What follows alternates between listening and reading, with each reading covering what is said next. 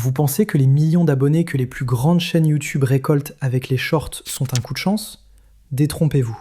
Ce n'est pas de la magie, c'est une mécanique, une stratégie ultra précise conçue pour dialoguer avec l'algorithme.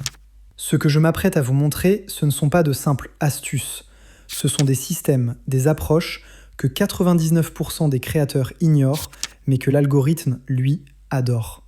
Ces chaînes ne postent pas un short en croisant les doigts, elles fabriquent des aimants. Des aimants conçus pour une seule et unique chose, convertir une vue de quelques secondes en un abonné. Et aujourd'hui, on va démonter cette machine ensemble. Ce que vous allez découvrir va probablement changer votre vision de la croissance sur YouTube en 2026. Alors, restez avec moi, car la dernière tactique est la plus surprenante, mais de loin la plus efficace. La première erreur que presque tout le monde fait, c'est de voir le short comme une fin en soi. Pour les chaînes qui cartonnent, c'est exactement l'inverse. Un short n'est jamais seul. C'est un produit d'appel, une bande-annonce surpuissante créée dans un seul but, amener le spectateur vers les vidéos longues. Pourquoi ? Parce que c'est là que la vraie relation se construit. Pensez-y comme ça, les shorts, c'est pour la découverte. L'algorithme est une machine à vous présenter à des millions de nouvelles têtes. C'est un flux rapide, basé sur les centres d'intérêt, pas sur les abonnements. Mais un lien de confiance se tisse rarement en 30 secondes. La confiance, l'autorité, et donc l'envie de s'abonner, ça se mérite sur des formats plus longs où vous pouvez vraiment montrer ce que vous avez dans le ventre. Les grosses chaînes ont industrialisé ce processus. Chaque short est un appât. Elles prennent le moment le plus fort, le plus choquant ou le plus intrigant de leur dernière vidéo longue et le transforment en short. Mais attention, elles ne font pas un simple copier-coller.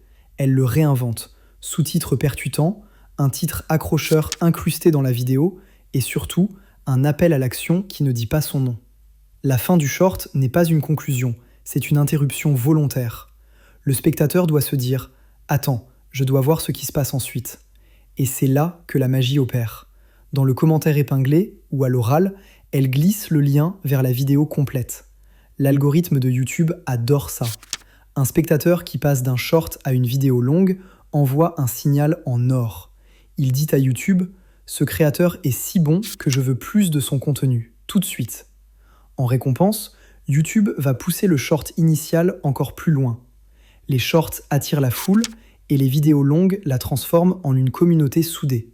Ce n'est pas une publication, c'est un écosystème. La métrique reine pour l'algorithme des shorts, ce n'est pas le nombre de vues, c'est la rétention et le ratio entre les spectateurs qui regardent jusqu'au bout et ceux qui swipent. L'algorithme teste votre short sur un petit échantillon. Si une nette majorité le regarde en entier, ou mieux en boucle, il le propulse à une audience bien plus large. Obtenir un ratio vue versus swipé élevé est souvent crucial pour qu'un short ait une chance de devenir viral. Les géants ne laissent rien au hasard. Ils conçoivent leurs shorts pour qu'il soit presque addictif de les regarder en boucle. Le but, créer une fin qui se marie si parfaitement avec le début que le spectateur ne se rend même pas compte que la vidéo a redémarré. Cela augmente le temps de visionnage de manière spectaculaire. Imaginez, un short de 20 secondes regardé 2 fois envoie à l'algorithme un signal de qualité exceptionnel, bien plus puissant qu'une seule vue. C'est la preuve que votre contenu est tellement bon qu'on en redemande. Il y a plusieurs façons de faire. La plus connue est la boucle visuelle et sonore. La dernière image est quasi identique à la première et le son de la fin s'enchaîne avec celui du début. Une autre technique est la boucle narrative. La vidéo se termine sur une question dont la réponse se trouve au tout début. Le spectateur, curieux, regarde à nouveau pour comprendre et se fait happer par la boucle. Cette obsession pour la rétention explique pourquoi, contre toute attente, des shorts plus longs, proches de 60 secondes, peuvent surperformer. Réussir à garder un spectateur captif aussi longtemps est un exploit que l'algorithme récompense grassement. L'objectif ultime est d'avoir une rétention si forte que les gens re-regardent, indiquant que votre contenu est au-dessus de la moyenne. En fabriquant ces boucles, les grandes chaînes ne font pas que du contenu, elles fabriquent des signaux que l'algorithme ne peut ignorer. Les plus grandes chaînes ne se contentent pas de parler à leurs fans. Leur vrai terrain de jeu, c'est l'audience froide, ces millions d'utilisateurs qui ne les connaissent pas du tout.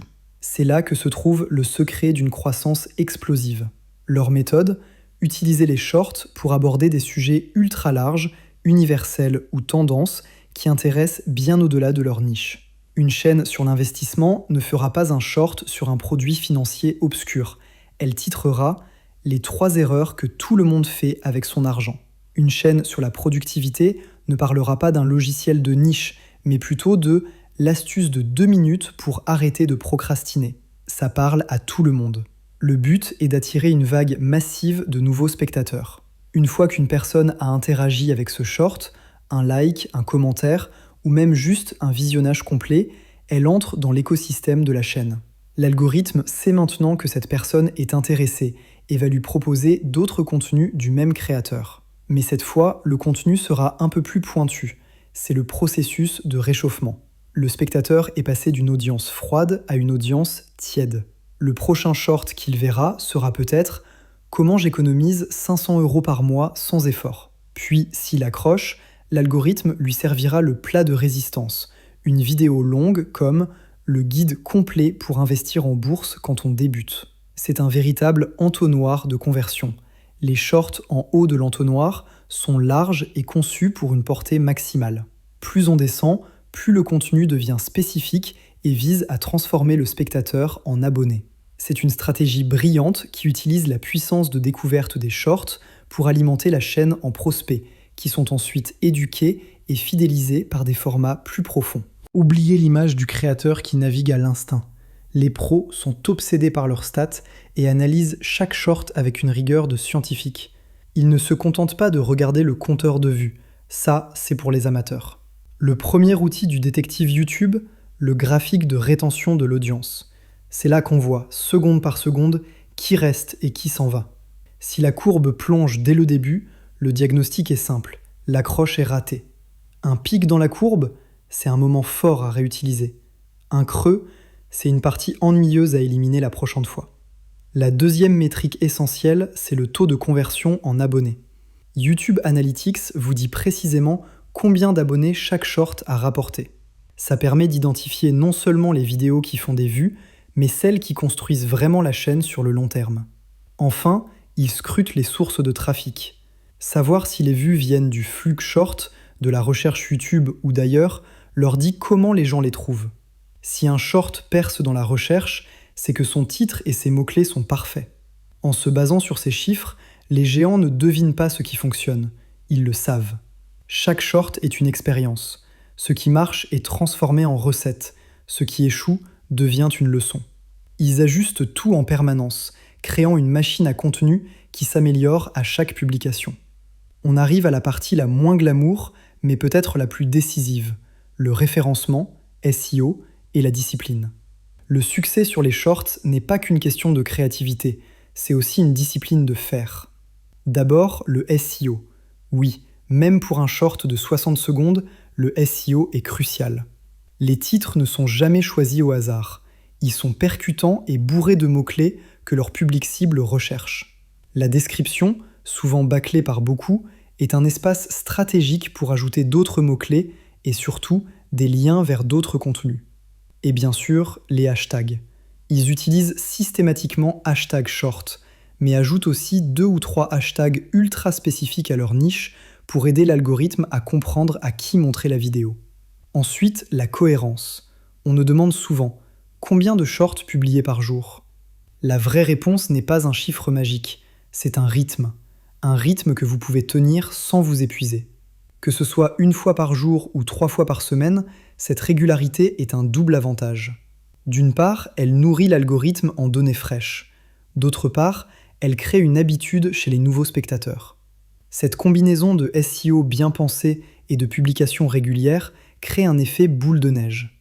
Le SEO aide les shorts à être trouvés sur le long terme, tandis que la régularité maximise les chances d'être mis en avant par l'algorithme.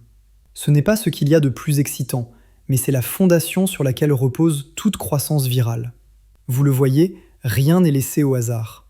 Derrière chaque short viral se cache une stratégie méthodique, un écosystème reliant formats courts et longs, une ingénierie de la rétention pour plaire à l'algorithme, un ciblage malin pour toucher de nouvelles audiences, une analyse pointue des données et une discipline de publication sans faille. Ce ne sont pas des tactiques à appliquer une seule fois, c'est un système complet à intégrer à votre façon de créer. C'est comme ça qu'on passe de quelques vues à une croissance exponentielle. La vraie question n'est plus comment faire un short viral, mais comment construire une machine qui fabrique des abonnés. Si ce type d'analyse en profondeur vous est utile et que vous en voulez d'autres pour faire décoller votre chaîne, la meilleure chose à faire est de vous abonner. Et maintenant, c'est à vous. Parmi ces 5 stratégies, laquelle vous surprend le plus ou vous semble la plus compliquée à mettre en place? Dites-le moi dans les commentaires. Allez, ciao!